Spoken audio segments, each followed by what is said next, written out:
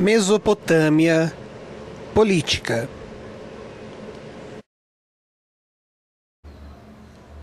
E é por isso que eu vim hoje aqui, vestido de rei sacerdote da Mesopotâmia, para falar um pouco para vocês sobre essa terra, essa civilização surgida há mais de 6.000 anos atrás.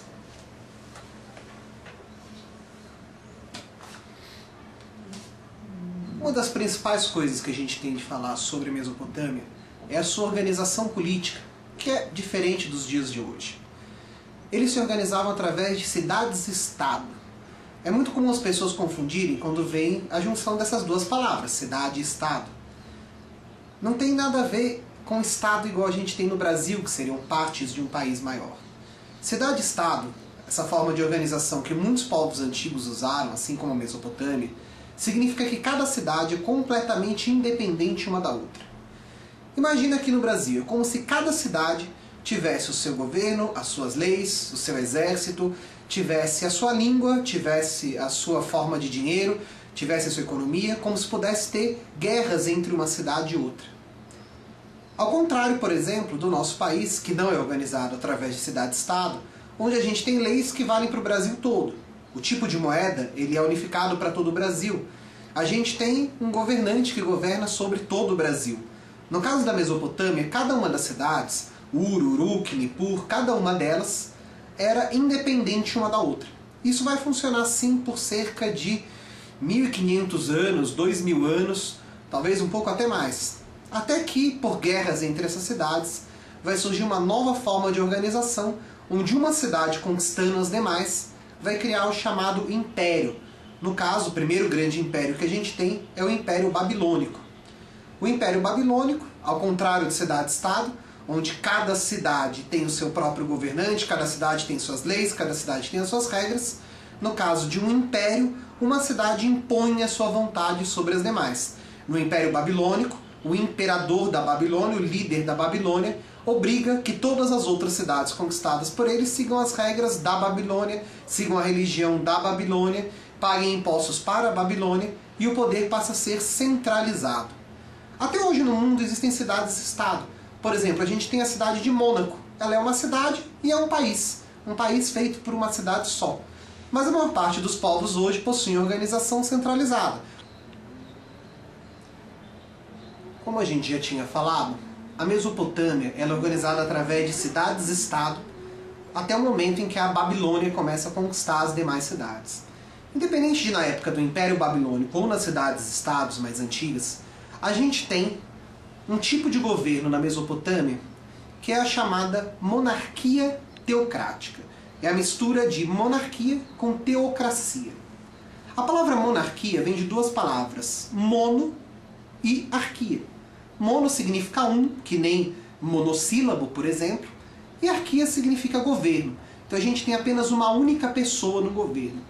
A palavra teocracia também é formada de duas palavras. Teo significa Deus e cracia, de novo, governo, poder. Então a gente tem uma única pessoa no poder e essa pessoa ela está lá considerada como representante de Deus. Os governantes das cidades-estado mesopotâmicas e mesmo depois o imperador Hammurabi, que é o primeiro a conquistar grandes quantidades de espaço na Mesopotâmia, criando o Império Babilônico, eles vão estar fazendo o governo deles baseados em deuses, vão estar usando a religião para conseguir dominar as pessoas que obedeciam a ele acreditando que eles eram representantes de deuses. Como que isso era possível? Bem, uma vez que eles tinham uma série de conhecimentos que outras pessoas não tinham, esses conhecimentos pareciam de certa forma divinos. Uma das formas que a gente tem isso é o conhecimento do calendário. Eles sabiam prever a época de cheia dos rios, a época de enchente, a época de seca, e portanto dizer para as pessoas quando que era a época de plantar e a época de colher. E as pessoas viam que a natureza, entre aspas, obedecia de alguma forma aquelas palavras que aqueles líderes falavam. Unido isso a toda uma ideia religiosa por trás, conhecimento conversando com seres do céu, entre aspas, que eram as estrelas, permitia a eles um controle muito grande por parte do povo. Monarquia, porque você não tinha um grupo de pessoas dominando, você tinha uma única pessoa que tinha um controle maior, um controle do governo completo daquela cidade. É muito comum que a gente tenha nas cidades mais antigas esse governo nas mãos de uma pessoa que a gente chama de sacerdote. A gente nem tem muito costume de usar o nome rei para governante dessas cidades.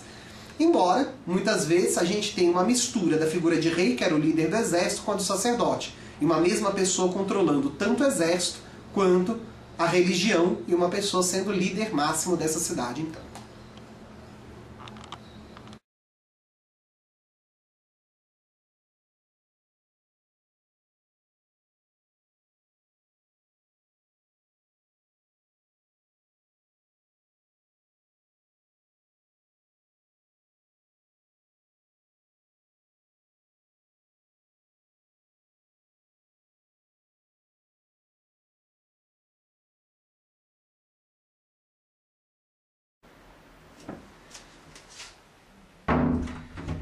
Esse vídeo que você acabou de assistir foi feito gratuitamente para crianças e adolescentes do ensino fundamental e médio brasileiro.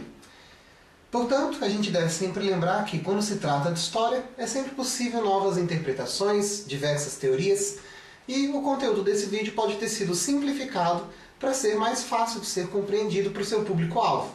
Qualquer coisa que você tenha a contribuir, por favor, entre em contato conosco e dê também a sua opinião. Obrigado.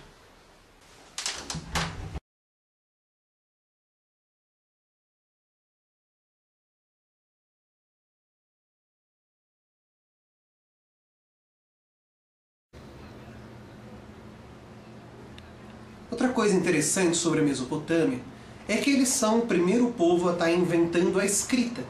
Mais ou menos na mesma época que os chineses, mais ou menos na mesma época que os egípcios, mas os mais antigos vestígios que a gente tem de escrita vêm da Mesopotâmia.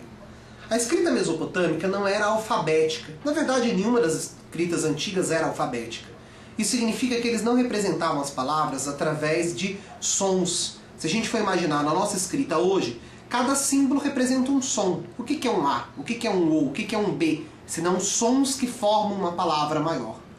No caso da escrita mesopotâmica, a gente tem dois tipos de escrita, uma evoluindo para a outra. Os pictogramas, que vão evoluindo para os ideogramas. Tanto no pictograma como no ideograma, a gente tem desenhos que simbolizam coisas. A gente tem um desenho que simboliza estrela, um desenho que simboliza homem, um desenho que simboliza pão, um desenho que simboliza casa. Cada palavra que você aprende a escrever, você precisa aprender um símbolo diferente para ela. Pictograma é quando a gente tem representações que são muito semelhantes à forma do objeto, conforme vocês podem ver aí nesse exemplo que eu estou colocando agora. Vocês podem ver, por exemplo, o formato de uma estrela e a palavra estrela semelham-se muito um ao outro, da mesma maneira como a palavra peixe. Quando a gente transforma esses pictogramas para ideogramas, a gente tem uma transformação que não precisa ser tão semelhante ao elemento original, mas ao mesmo tempo, ao invés de escrever palavras, a gente começa a escrever ideias. Por que isso é uma evolução? Porque permite que a gente escreva ideias abstratas. Se a gente vai representar apenas através de pictogramas, seria impossível a gente representar, por exemplo, liberdade, amor, felicidade. Você pode até desenhar um rostinho feliz, mas daí você vai estar desenhando uma pessoa feliz. Você não vai estar representando a ideia abstrata de felicidade. A escrita da Mesopotâmia ela era feita em tabuinhas de argila através de um instrumento que a gente chama de cunha, de onde sai o nome da escrita cuneiforme. Eles utilizavam essa cunha para escrever em tabuinhas de argila. Como para você aprender o maior número de palavras, você precisava de saber o maior número de símbolos, então a educação ela demorava muitos anos. A gente tem escolas na Mesopotâmia. Uma vez que existe escrita, há necessidade de ter escolas. A Mesopotâmia é o local onde a gente tem as primeiras escolas. E essas escolas, elas precisam de um longo tempo os alunos presentes na escola. Eles vão aprender desde fazer argila, dessa argila fazer as tabuinhas, e aí só depois é que vão estar aprendendo a escrever, através de cópias de palavras, e vão passar praticamente 8 anos nessa escola para aprender a ler e a escrever. Era tudo que se aprendia lá. Ao mesmo tempo, como raríssimas pessoas poderiam entrar nas escolas, uma vez que você conseguia cumprir esse tempo, você era considerado um escriba. Era um dos cargos mais altos que existia na sociedade mesopotâmica. Você trabalharia diretamente junto com os sacerdotes e reis, que são os governantes da sociedade mesopotâmica. E você teria grande luxo, grande prestígio naquela sociedade.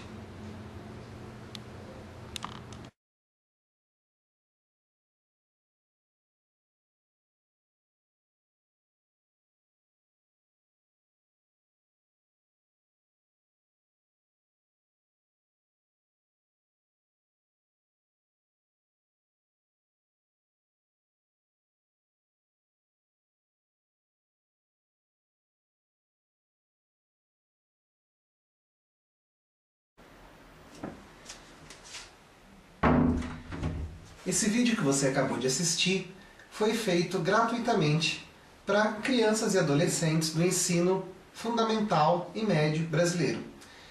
Portanto, a gente deve sempre lembrar que quando se trata de história, é sempre possível novas interpretações, diversas teorias, e o conteúdo desse vídeo pode ter sido simplificado para ser mais fácil de ser compreendido para o seu público-alvo. Qualquer coisa que você tenha a contribuir, por favor, entre em contato conosco e dê também a sua opinião. Obrigado.